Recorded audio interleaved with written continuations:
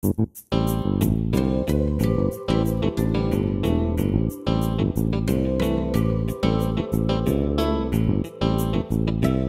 morning, Hoosiers, and welcome to Times News 24/7, brought to you by the Noblesville Times Online in living color from the Times studio.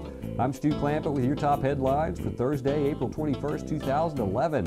Today's news is brought to you in part by the Indiana Poison Center. Children act fast. Soda poisons. Call the Indiana Poison Center at 1-800-222-1222 for poison prevention tips and treatment advice provided free 24 hours a day.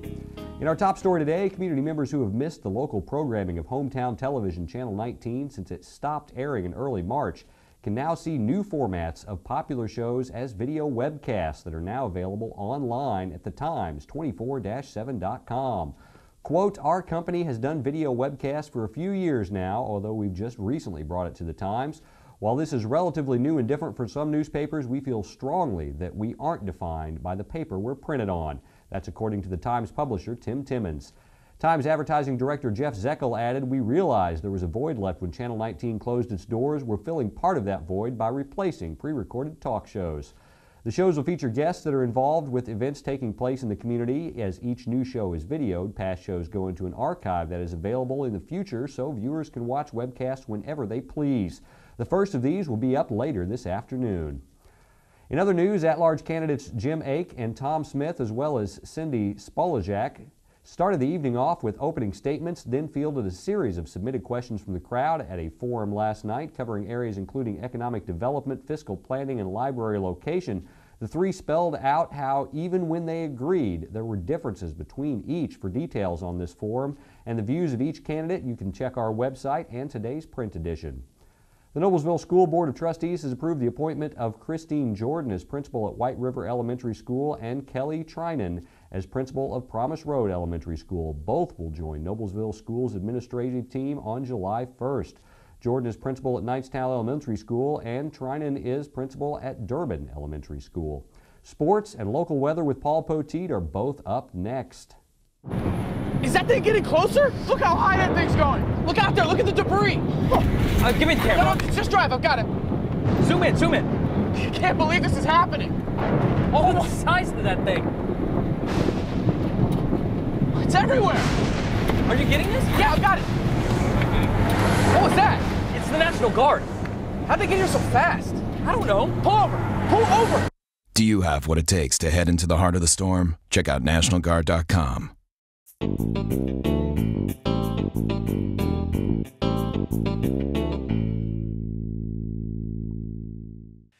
Hi, Hamilton County. It's time for the weather update from Indiana's weatherman. I'm meteorologist Paul Poteet here in Studio B on Thursday, sponsored by the Goddard School in Noblesville.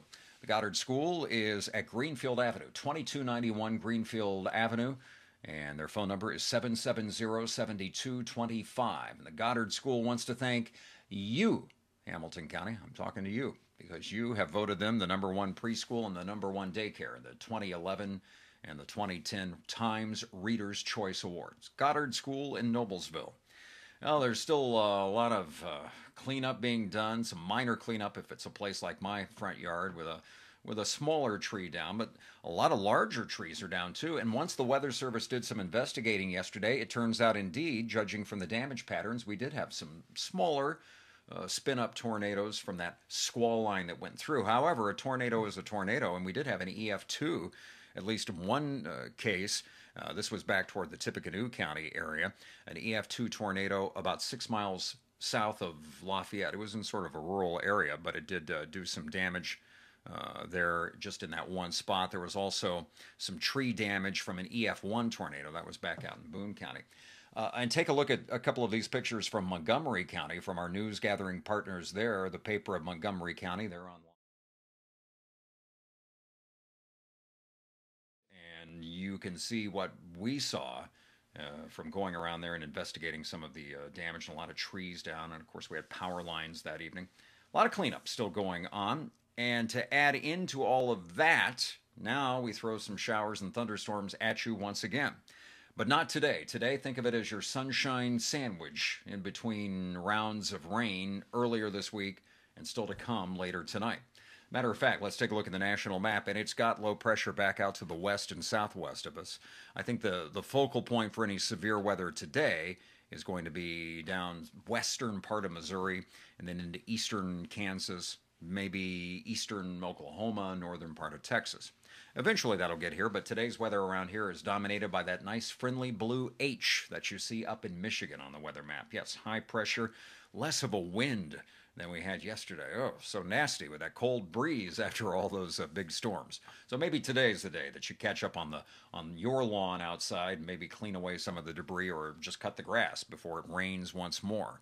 Now, with the rain that we had the other day, and we're talking in some places like 3 inches of rain and more on the way, and some pretty good rain amounts probably on Friday afternoon and Friday night, the Weather Service has issued this flood watch. So this is in place for virtually all of central Indiana, where you see that blue shaded area. That goes through 6 p.m.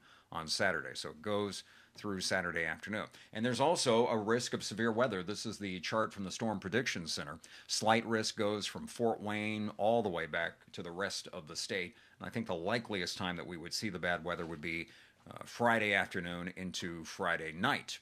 Now, as far as the temperatures go, with the storms, we'll actually start to warm up a little this weekend. It'll be closer to 60 for us on Friday, and then for Saturday and Sunday, I think we'll be closer to about 70 degrees. As you see from this weekend outlook, we've got the potential of severe weather Friday, but still good chances of rain on Saturday and Sunday. Let's look at that day by day and give you an entire week's worth here via paulpoteet.com. In the mid-50s today. Today should be nice, not too windy at all. Plenty of sun will be around. And then closer to 60. Rain at times on Friday. Could be rough Friday night. And then lingering scattered showers and thunderstorms. You'll just have to keep checking the radar this weekend before you do anything outside. Highs will be around 70. Warms into the mid-70s next week. And it looks like a mild, perhaps moist Easter Sunday. Well, we'll keep watching the radar for you anytime online. Join me at paulpoteet.com for a good time and temperature, and right here for the latest Hamilton County news. You're watching Times News 24/7. Each week, Terry Ditzler and Connie Thompson take a look at current events ranging from local to worldwide, from touchdowns to teenagers, tornadoes to tsunamis, and ask the question, where is God in all of this?